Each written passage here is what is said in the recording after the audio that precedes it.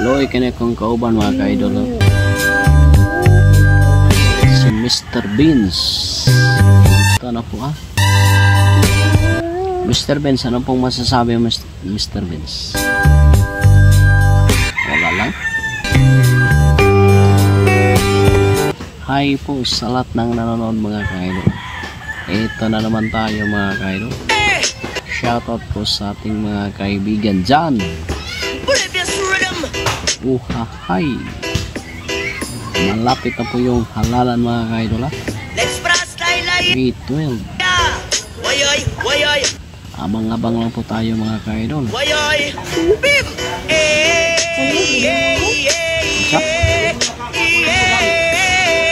Sa mga ka-istorya, Benz? Benz? Anong? Ha? Ayaw, lima! Ilong, huwag mo. Buwak po lang ang ilong.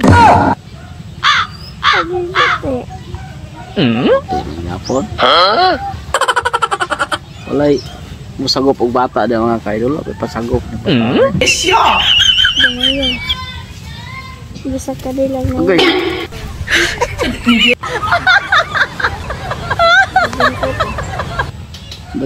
Dagang lang pa. Saan yung butang?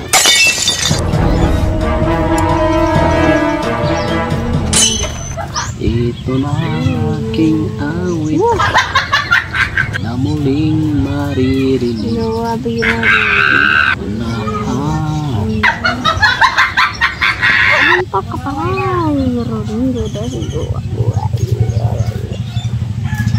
Palitagpan po? Pan? Panalayo ang pikir ito rin. Anong masasabi mo sa papalapit na halalan mo? Siya may istorya.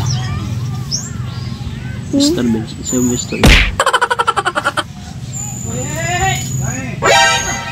Tarungon o. Ha? Tarungon o. Saan? Ito maturungon. Eleksyon. Ha? Sige na. Oh no!